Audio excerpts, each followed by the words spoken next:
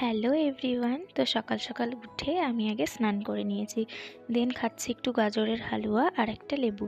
কারণ আজকে আমার একটু যাওয়ার আছে আমার একটা পুরনো স্টুডেন্টের বাড়িতে।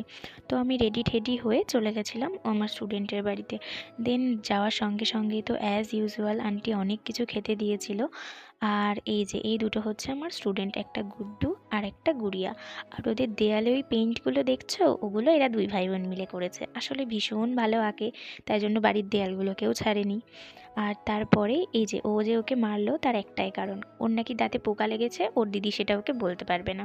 তারপর ও নিজেই আবার দেখাচ্ছে যে দেখো আমার দাঁতে পোকা লেগে গেছে। সেটা নিয়েই আবার অনিন্দিতা, মানে আমার স্কুল ফ্রেন্ড, ও আমার সঙ্গে গেছিলো। ও আবার একটু এক্সপেরিমেন্ট করে নিল।